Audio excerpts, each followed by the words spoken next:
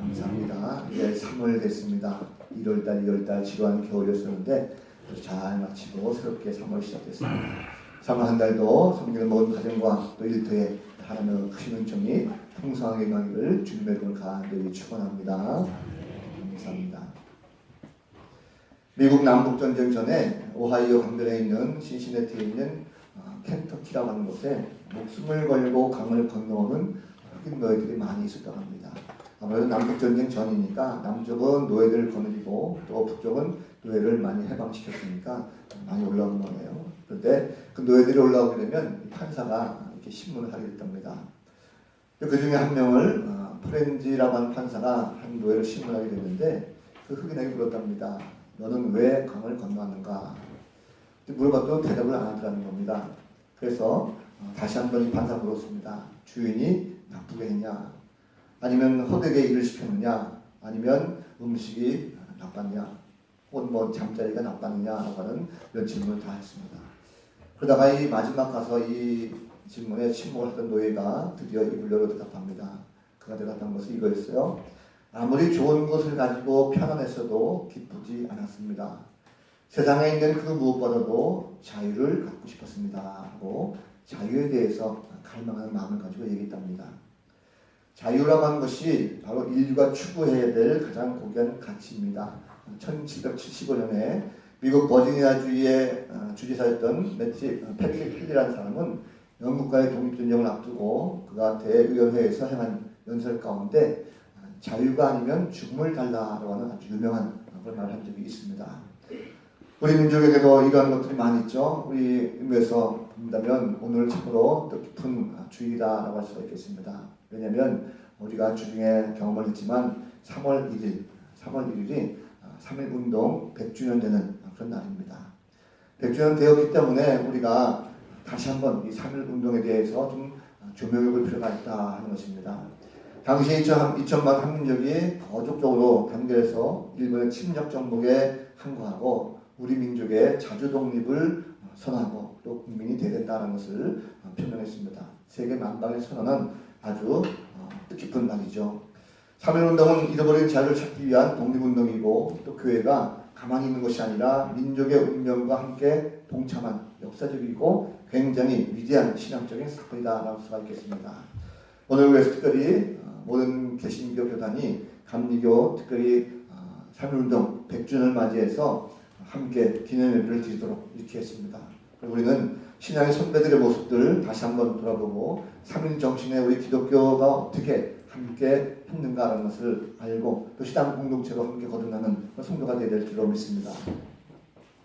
우선 본문에 보면 자유에 대해서 말씀하죠. 이 갈라디아 교회는 당시에 예수 그리스도를 믿고 믿음을 통해서 자유함을 얻는 죄로부터 완전한 자유함을 얻었다라고 하는 것인데 여전히 그 교회는 율법의 업무에서 구속된 그런 모습을 비춰주고 있습니다.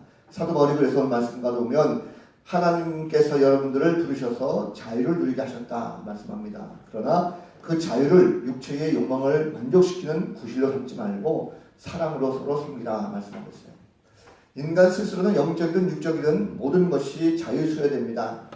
노예로 삶을 살다 보면 자유롭지 못하죠.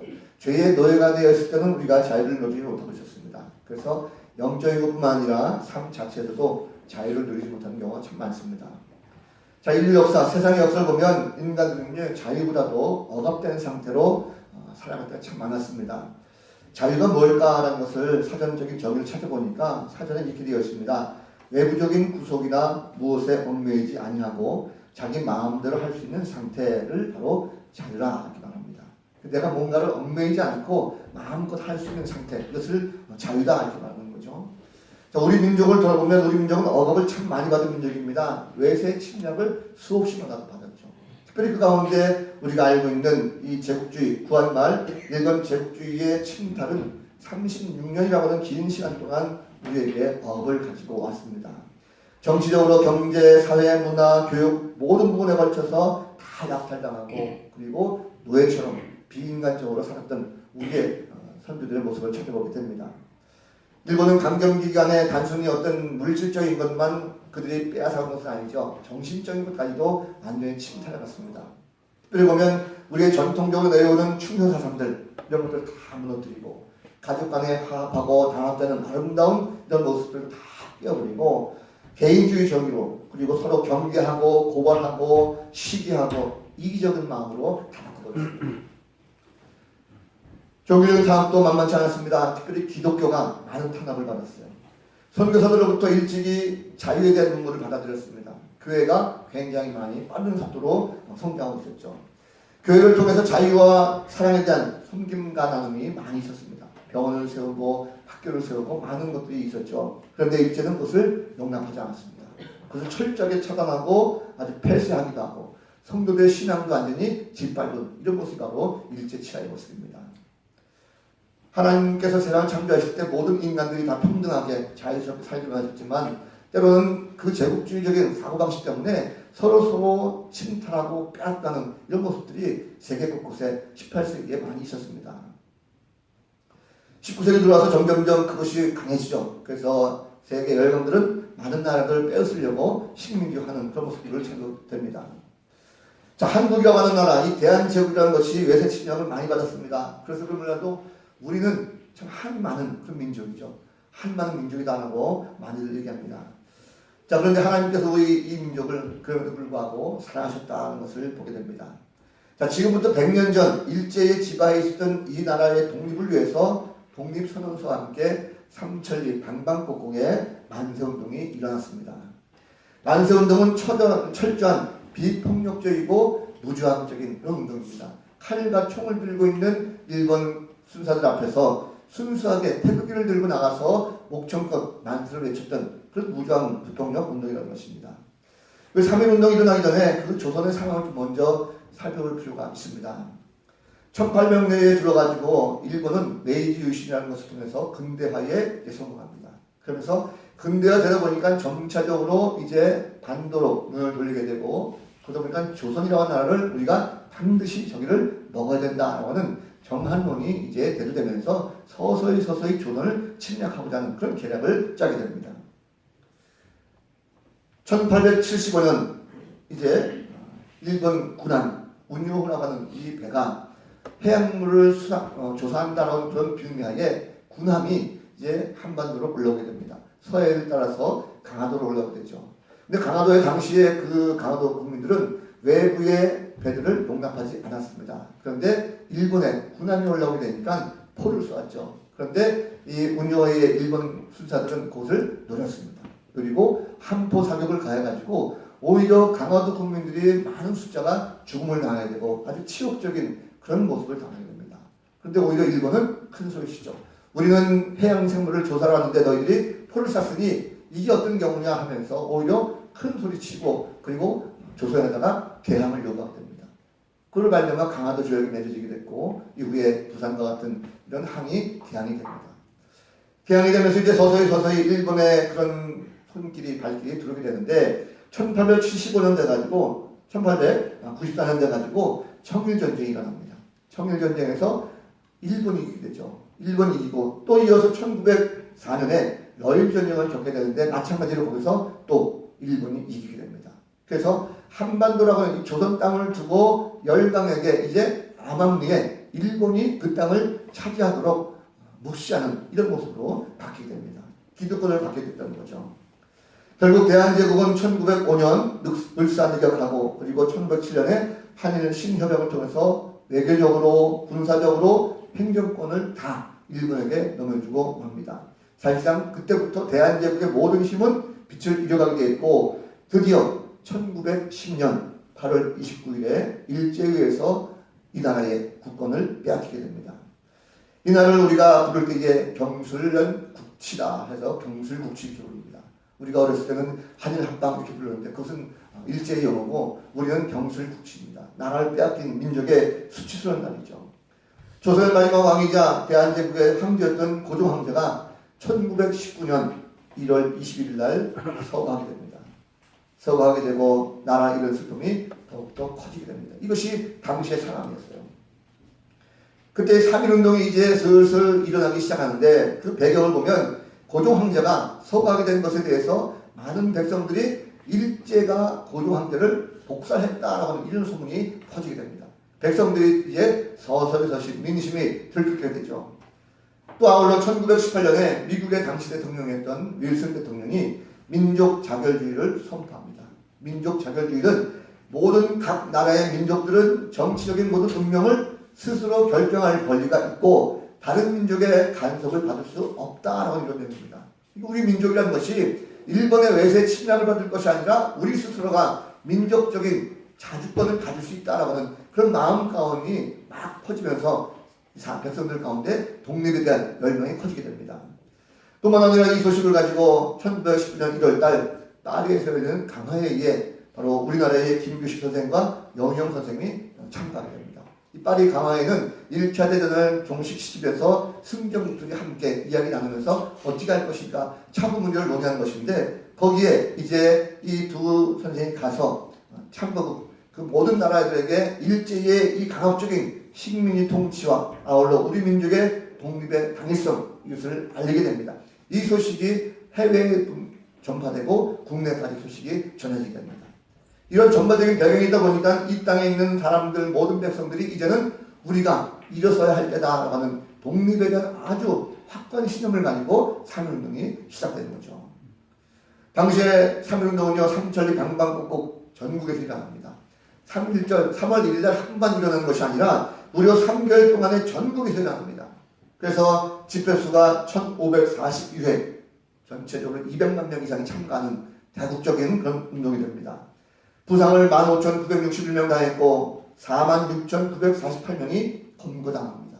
그리고 7,979명이 일제의 총칼에 의해서 무참하게 학살당하고 맙니다. 이것이 바로 3.1운동이죠. 자, 범민족적인 이런 운동 가운데 우리 기독교는 뭐 했는가라는 것인데 이 3.1운동은 기독교와 굉장히 밀접한 관계가 있습니다. 왜냐하면 3.1운동에 기독교인과 교회에 참여하는 것이 굉장히 열정적으로 대단하게 참여했습니다. 독립선언서를 소명했던 민족대표 33인이 있습니다. 33인 가운데 기독교인이 16명입니다. 그리고 천도교인이 15명, 불교인이 2명이었어요. 천주교 사제는 참석하지 않았습니다. 사제단에서 참석하지 말자고 결의했기 때문에 천주교는 참석하지 않았어요. 그 가운데 특별히 기독교인 16명 가운데 감리교에 해당되는 감리교 소속된 목회자나 성도가 10명이었습니다. 그만큼 감리교의 역할이 대단히 컸다는 거죠. 물질적으로는 천도교가 굉장히 푸짐했다고 해요. 그래서 천도교가 물질을 됐다고 한다면 기독교의 모든 조직적인 것을 통해가지고 전국적으로 3.1운동에 아주 시간적이 된 모습을 찾아볼 수가 있습니다. 여러분 잘 아시는 화성의 제암리교회라든지 공주제일교회, 서천교회, 정주교회, 강대교회, 두산의 두암교회 같은 이런 교회들이 각주에서 다 앞장서서 3.1운동을 주도하게 됩니다. 특별히 우리가 제암리교회라는 것은 감리교회인데 이 제암리교회는 우리가 깊이 좀 볼 필요가 있습니다. 왜냐하면 제암리교회를 통해서 일본이 이 만세운동에 대해서 얼마나 악랄한 그 만행을 저질렀는가라는 것을 우리가 좀 알아야 될 것입니다. 영상 준비되어 있죠? 몇 살인데 그가 어떻게 독립운동을 그렇게 하게 되는가라는 것을 많은 분들이 잘 모르시는 분이 계셔요. 어렸을 때부터 유관순은요 신앙을 살았습니다. 유관순의 육촌 할아버지가 그 고향 마을에 교회를 세우셨어요. 교회를 세우시고 부흥사경을 통해서 많은 신앙의 복음을 보여줍니다. 그래서 그 육촌 할아버지가 바로 이 유균기라는 분인데 이분은 자신이 신앙을 가지고 있으면서 일찍이 봉건주의의 모든 걸 다 타파하고 모든 하인들 다 놓아주고 그리고 아주 신앙으로 잘 섬겼던 사람입니다. 뿐만 아니라 모든 가족들이 아주 모범된 그런 신앙을 보이기 때문에 병천리 그 아우의 장터에서 그가 이 만세운동을 했을 때에 많은 분들이 그 사람을 따랐다는 거죠. 유관순이 적극적으로 참여했을 때 아픔도 있었습니다. 왜냐하면 그 아우의 장터의 만세운동 가운데 유관순의 아버지가 그 자리에서 총을 맞아 죽습니다. 뿐만 아니라 어머니도 순사에 칼에 맞아서 죽고 합니다. 그리고 자신도 옥에 갇히고 오빠도 옥에 갇혀서 이별을 하게 되는 이런 모습이 있었어요. 유관순은 끝까지 그 옥에서도 결코 굴하지 아니하고 마지막 숨지는 순간까지 대한민국 만세를 외쳤던 대한민국 만세를 외쳤던 그런 열사입니다. 우리가 이 모든 과정을 보면 그 당시에 모든 교회라든지 또 기독교인들이 가만히 있지 않았었습니다. 나 자신만 안일하게 그냥 있지 않았다는 거죠. 3.1운동은 당시 한 지역이든지 한 잠깐 소란을 피우고 사라진 이런 운동이 아니었습니다. 당시에 하나님을 믿었던 모든 백성들이 함께 한 마음을 가지고 아픔과 고통의 모든 것을 보면서 하나님께서 말씀하신 그 자유를 찾기 위해서 온 성도들이 분연히 일어났던 이것이 바로 3.1운동입니다. 요즘 보면 그렇지 못하죠. 요즘 보면 나라를 생각하고 민족을 위해서 일하는 이런 그리스도인들이 많이 없어졌어요. 너무나도 아니라고 너무나도 살기 좋은 그런 세상에 대해서 몰라도 나 혼자만 잘 되면 되지 뭐. 이 나라 뭐 근거 있어. 나만 그냥 하면 되지 뭐 하는 이런 거 많습니다. 그러나 우리가 억압받고 자유가 구속되면 나라고 하는 존재도 없어집니다. 나라가 없어지면 민족이 망하게 되면 결코 그것은 나 자신도 존재할 수가 없습니다. 우리가 이런 모든 것에서 앞장서서 함께 기도하고 또 모든 사람을 구원하기 위한 하나님의 구원의 능력을 다시 한번 마음속에 새길 수 있는 그런 성도들이 되야 될 줄로 믿습니다. 한 가지 더 제가 궁금해서 것은 뭐냐면 당시의 기독교인들이 이 동시다발적으로 일하는 전국적인 운동 가운데 어떻게 이것이 일본 순사들에게 들키지 않았을까 하는 것입니다. 단순히 한 지역적인 어떤 그런 행사로 간다면 안 들킬 수가 있었겠지만 이것이 동시다발적으로 전부 일어나는 것, 이건 정말 기적 가운데 기적이죠. 일제의 철저한 탄압과 감시 속에서 결코 쉽지가 않았습니다. 그런데 어떻게 그것이 가능해졌을까? 우리 물론 하나님의 은혜라고 하지만 특별히 당시에 일본 수사들이 얼마나 많이 감시를 했냐면 작은 모임조차도 가질 수 없는 그런 상황이었습니다. 그런데 유일하게 할 수 있었던 것이 있었습니다. 그것이 뭐냐면 외국 선교사들이 들어와서 교회에 있다고 하는 그 자체. 교회라고 하는 것이 일종의 치의 법권과 같은 그런 지역이었습니다. 외국인 선교사가 있으면 일본 순서도 그것에 함부로 할 수 없다는 거죠. 그래서 교회 자체가 비밀리에 독립운동이 논될 수 있었고 그것을 진행실 수가 있었습니다. 3.1운동 당시에 기독교 인구는 많지 않았습니다. 전체 그 당시 민족 인구가 약 2천만 명이었어요. 그런데 기독교의 숫자는 약 1.5%에 불과했습니다. 약 20만 명에서 30만 명 사이에 됐다는 거죠. 그런데 그럼에도 불구하고 3.1운동을 이끌어가는 주체가 됐습니다. 그래서 무슨 말합니까?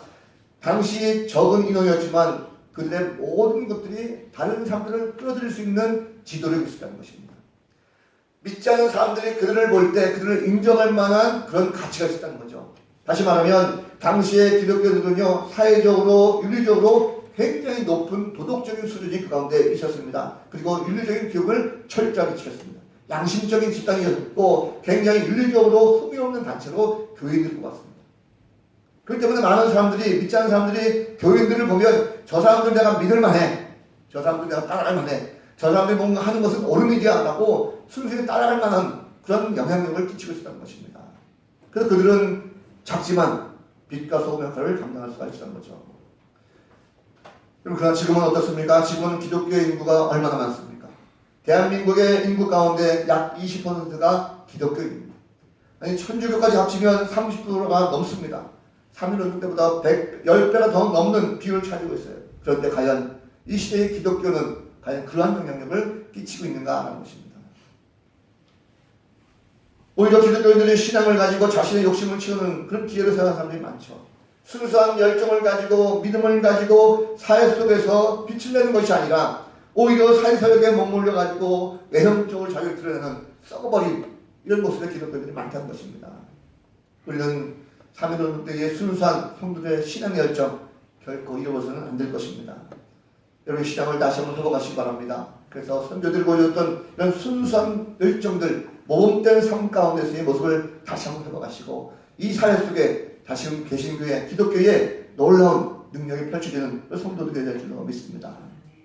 특별히 기독교의 3.1운동은요, 섬기는 마음을 가지고 이루어진 그런 운동입니다.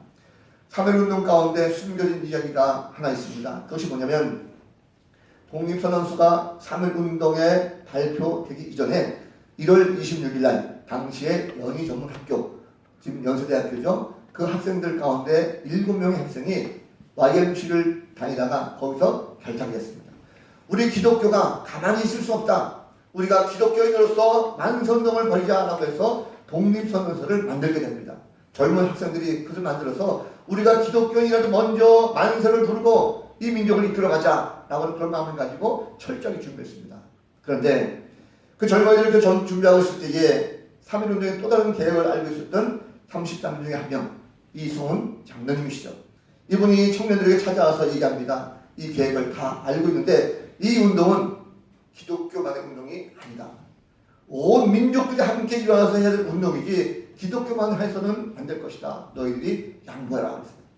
이 청년들이 정말 밤샘을 하면서 만들었던 모든 전단지, 독립선언서, 태극기 다 만들었는데 스스로 이것을 내려놓습니다. 왜냐하면 우리가 기독교인들이 해서 한 것도 중요하겠지만 그러나 이것은 범민족적으로 모든 것들이 다 해야 된다 라는 그런 마음을 가지고 드디어 2월 24일 날 그저 승동교회 뒤에 가서 함량하는 것을 다 끝까지 태웁니다. 그리고 3.1운동에 동참하게 되는 거죠.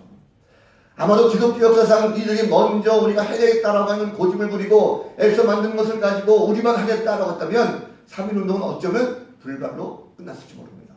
그러나 이들이 양보하게 됐을 때에 범교단적으로 천도교, 불교 모든 백성들이 함께 동참하게 되었고 기독교가 그 가운데 중심에 우뚝 섰다는 걸 볼 수가 있습니다. 내 자신의 모든 기득권, 내 이기적인 마음을 다 내려놓고 함께 양보하고 함께 섬기려고 했던 이 마음이 있었기 때문에 3.1운동이 바로 이루어질 수가 있었다는 것입니다. 요즘에 우리는 그런 마음이 너무 없는 것 같아서 마음이 좀 아쉽습니다. 우리가 남을 위해서 얼마나 희생하고 있습니까? 그리고 국가와 민족을 위해서 얼마나 희생하고 봉사하고 있습니까? 많은 분들이 이제는 개인주의적으로 바꿔버렸어요. 국가가 어떻든지 간에 가족이 어떻든지 간에 내만 잘 되면 됐지 뭐 하는 개인주의적으로 많이 바뀌었습니다. 가정도 마찬가지죠. 가정도 보면 남편이기 때문에 남편으로서 억압한 것이 아니라 뭔가 좀 그 안에서 함께 사랑하고 섬기고 하나 될 수 있는 이런 모습이 많이 필요합니다. 교회도 마찬가지죠. 교회도 상대방의 얘기를 좀 잘 듣고 내 생각만 주장하는 것이 아니라 상대방의 얘기를 잘 듣고 그 사람을 좀 이해할 수 있는 그런 마음들 이런 것들이 많이 사라졌습니다. 적어도 교회라고 한다면 초대교회의 이 3.1운동 정신과 같이 서로 양보하고 이해하고 남을 배려할 수 있는 특상 마음 이런 것들이 교회 안에 있어야 되지 않겠습니까? 뜻이 다르고 해서 내 것을 주장할 뿐만 아니라 내가 양보함으로 말미암아 함께 더 큰 것을 만들어갈 수 있다고 하는 이 따뜻한 마음이 우리 가운데 있어야 될 것입니다. 이 하나님은 억압받는 민족을 잘 돌보십니다. 그들의 아픔을 모르시는 것이 아닙니다. 다 알고 계십니다. 역사 속에 보면 이스라엘 백성들이 애굽에서 고통당하고 있을 때 하나님은 그들을 다 보셨어요. 때가 되었을 때 그들을 구원하시고 애굽에서 나오게 하셨습니다. 가나안 땅에 들어서는 어떻습니까? 가나안 땅에 들어왔을 때 그들이 또다시 하나님을 멀리했을 때 하나님은 그들을 바벨론 포로로 보내셨어요. 그러나 하나님께서는 그들을 버린 것이 아니었습니다. 그들과 함께 계셨고 늘 그들을 위해서 함께 그들을 돌보신 하나님이십니다. 하나님은 자유를 주신 분이십니다. 죄와 사망의 권력 가운데 있다고 한다면 완전하게 벗어날 수 있도록 하나님께서 그들에게 자유를 주십니다. 일제의 치하에 있었던 우리 민족이 36년의 압제가 있었지만 하나님을 우리가 찾고 부르짖었을 때에 하나님께서 지금 우리에게 자유를 주셨습니다. 선열들의 희생이 없어간다면 아마도 해방의 날을 보는 것이 더욱더 늦어질 것입니다. 그러나 우리가 예수를 믿는 모든 성도들이 함께 기도하고 신앙의 모습을 가지고 애썼을 때 때가 되니까 하나님께서 해방시켜 주셨어요. 자유라고 하는 것은 무조건 주어지지 않습니다. 함께 노력하고 힘을 합해서 만들어 나가야 자유가 주어지는 것입니다. 특별히 교회의 역할이 무엇입니까? 교회는 사랑으로 섬기고 나누고 교회 안에서부터 진정한 자유를 심어줄 수 있는 이런 마음이 필요합니다. 사랑을 가지고 함께 날아가는 거죠. 사랑은 억압하지 않습니다. 사랑은 진정한 자유를 누리게 합니다. 내 이상으로 내 마음으로 강압적인 것이 아니라 상대방을 배려하고 상대방을 이해하고 따스한 마음으로 품는 것이 바로 사랑이요. 그 가운데 진정한 자유를 누릴 수가 있습니다. 그럼 3.1운동 독립선언문과 함께요. 독립운동이 펼쳐지게 되는데 이 독립운동 이후에 전 세계가 한국을 주목하게 됩니다. 조그만 동쪽에 있는 자그마한 나라 이 나라를 몰랐다가 세계가 이제 주목하게 됩니다. 대한민국을 알게 되는 데 계기가 되고 일본의 통치 방법이 이 3.1운동을 계기로 해서 바꿔지게 됩니다. 그 전에는 칼과 총을 들이대고 강압적으로 우리를 침탈했어요. 그러나 유화적으로 바뀝니다. 살살살살 발전적으로 바뀌었다는 거죠. 이후로 임시정부가 만들어지고 국내뿐만 아니라 국외에서도 한일 무장단체가 생기기 시작합니다. 그래서 조국의 독립을 준비하는 곳으로 바뀌었어요. 그리고 드디어 1945년 8월 15일 해방이 되었습니다. 3.1운동 26년 만에 세계 제2차 대전이 종식되면서 더불어 일본은 패망하고 우리나라가 해방되었습니다. 자유를 보게 됐다는 거죠. 여기 이스라엘 백성들이 바벨론 포로 생활할 때 하나님은 그들을 떠나신 것이 아니었습니다. 그곳에서도 하나님께서 계셨어요. 우리 민족이 일제 억압 가운데 있었을 때에 하나님은 우리를 버리신 것이 아니라 우리와 함께 하셨습니다. 기독교는 사회전반에 걸쳐서 백성들을 일깨우는 정신적인 치료됐죠. 그 이후에도 보면 모든 기독교가 지속적으로 성장하면서 이 한반도의 모든 백성들의, 이 땅의 모든 백성들의 정신적으로 이끌어가는 영적 지주가 된 걸 볼 수가 있습니다. 3.1운동은 온 백성들이 함께 일어난 운동입니다. 지휘권을 막론하고 모든 시민들과 농민들, 학생들, 심지어 기생들까지도 함께 다 참여했어요. 특별히 교회와 기독교인들이 적극적으로 참여한 운동이 바로 3.1운동입니다. 아까 말씀드렸지만 적은 인원이라 할지라도 적극적으로 참여로 말미암아 3.1운동의 주도적인 역할을 하게 되었습니다. 금년도 3.1운동 100주년을 맞이해서 우리는 결코 선조들의 이러한 애국심과 그들의 피와 땀과 눈물을 결코 잊어서는 안 될 것입니다. 요즘 보면 나라가 굉장히 위기다라는 소리 많이 들어요. 주중에 있었던 북미회담이 결렬됐죠. 불안감이 더욱더 가중됩니다. 정치인들은 서로 이럴 때에 함께 힘을 모아야 되는데 서로 맞서서 당리당에게 힘써가지고 다투기 바쁩니다. 경제는 더욱더 어렵다고요. 청년들이 일할 곳이 없고 일하지도 않고 실업률이 더욱더 올라가고 있습니다. 고령사회가 되면서부터 노인들의 문제가 심각합니다. 아기들은 또 어떻습니까? 아기를 낳는 비율도 세계 최초로 0%를 기록에 따라가는 뉴스를 보았습니다. 이런 나라의 모든 위기 가운데 우리 기독교인들이 오늘 무엇을 해야 될 것인가? 우리는 그저 가만히 나 혼자만 구원받으면 되겠지 하고 앉아있을 건가? 결코 그래서는 안 될 것입니다. 우리는 가만히 앉아있다고 해서 능사가 되지 않습니다. 우리는 움직여야 될 것입니다.